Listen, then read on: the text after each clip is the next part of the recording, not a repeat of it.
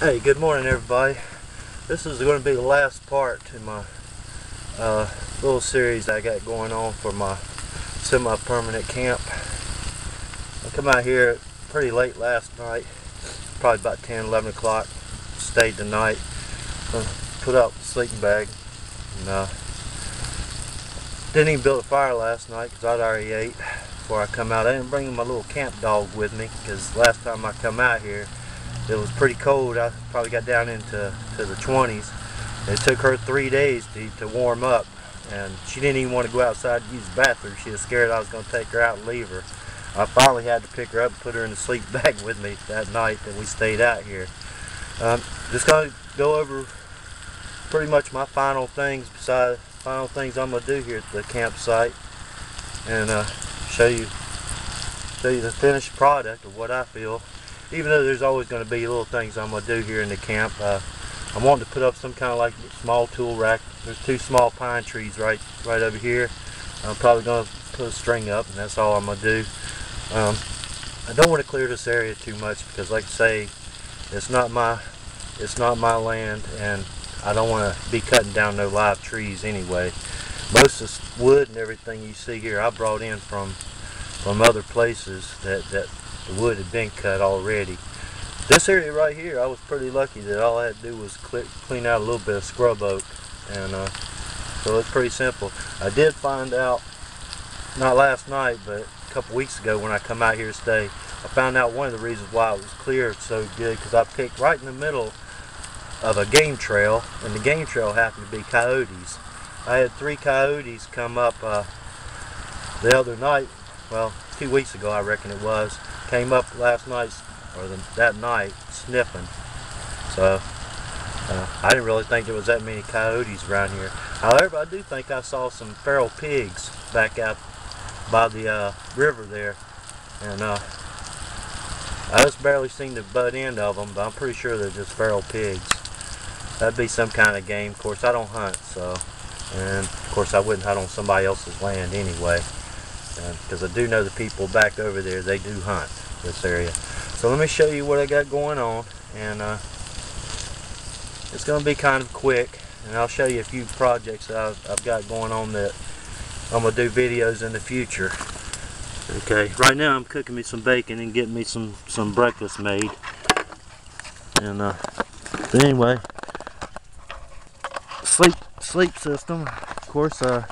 Y'all know my body bag there. I got my body bag, and yeah, I do have an air mattress. That's a Coleman air mattress, and I just brought the patrol bag out because it didn't get cold last night. It got down probably about 38, and I think this thing was good for 42, but I stayed warm because the only thing I did was took off my shoes and my coat. And yeah, I do have a full-size pillow. So when I come out camping, yeah, there's a few things I'm going to do to make myself comfortable, and one is I'm going to sleep comfortable, try to eat good, and be able to just relax and stay warm. Okay, and I think y'all had already seen my chair. If I'm not mistaken, y'all had already seen the chair that I'd made. All it is a log, a little small tripod and a log. Ooh, got a little bit of water. It rained yesterday evening. Coffee got going on. Of course, you see the bacon. I better turn that real quick. Looks like it might be burning.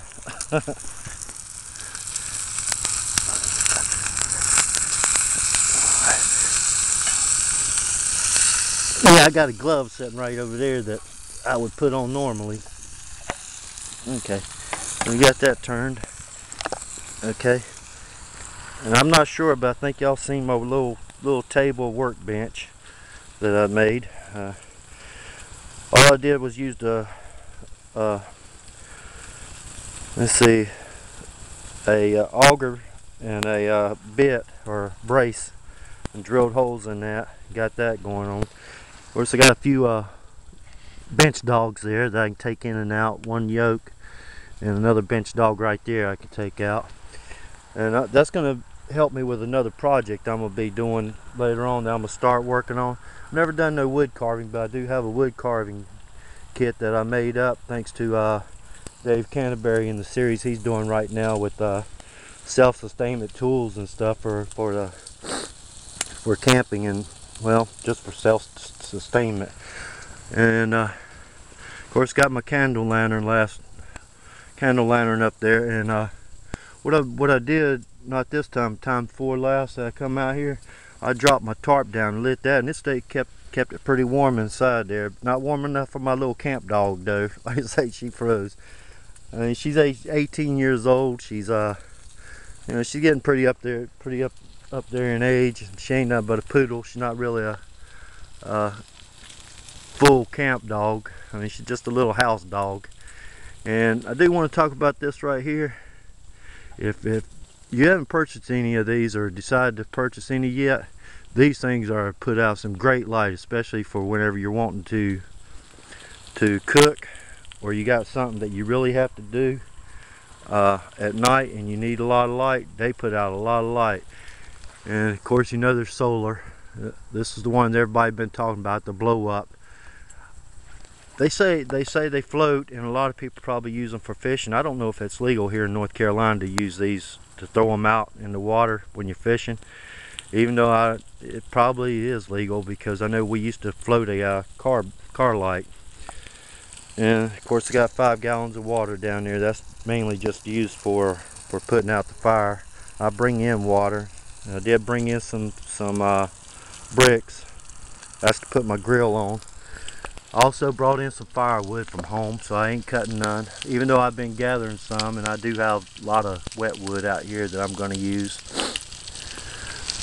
And if you have any questions on what I've done, and I'm sure I'm going to be talking about other stuff around here in the camp area, but for right now, that's all I'm going to say about it. And I do want to talk about some inspiration. Where some of the inspiration came from. Let me set this camera back straight up for me.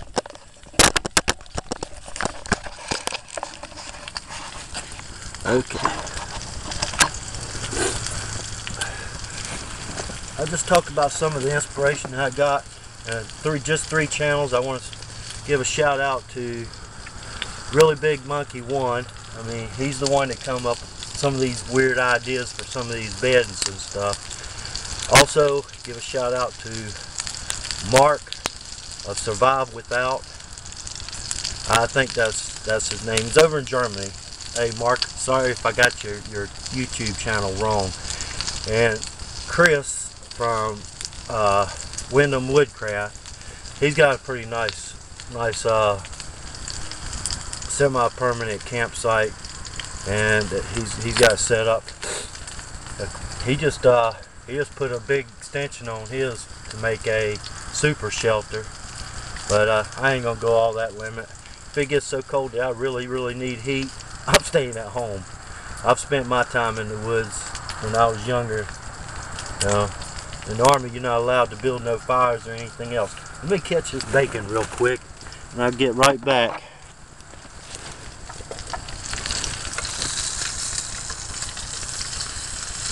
You don't want it burned.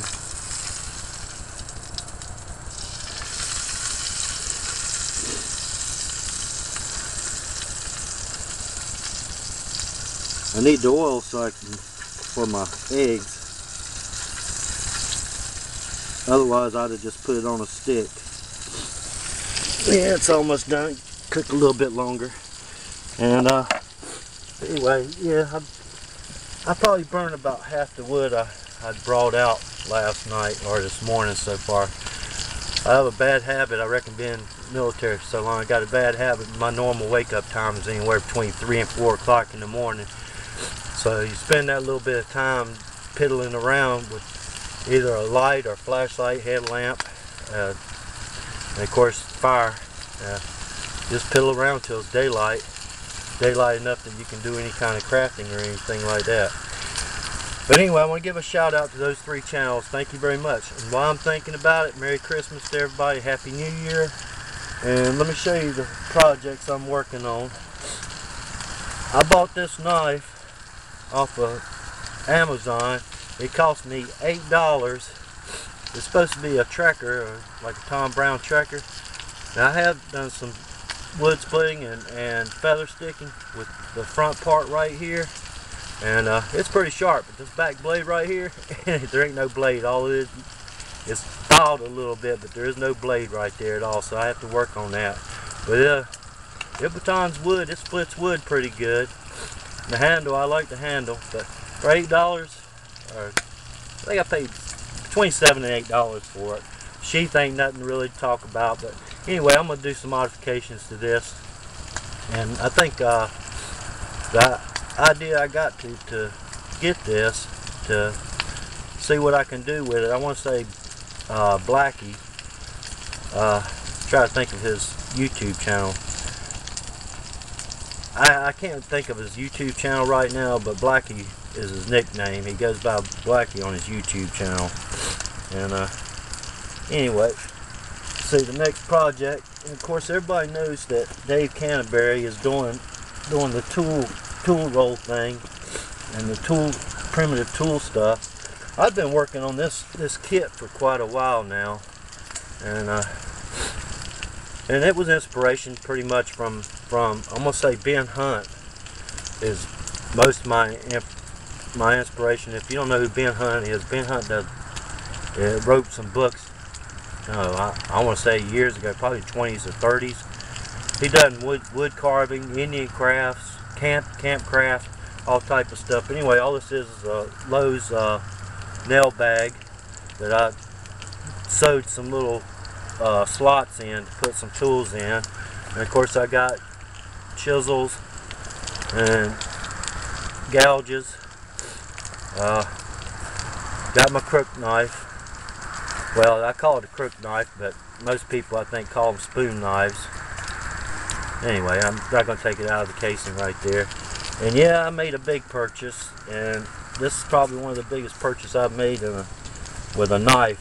And it cost me more than any sheath knife I've got. Well, take that back, minus the Tops Bushcraft, or yeah, Bushcraft knife, Brothers of Bushcraft.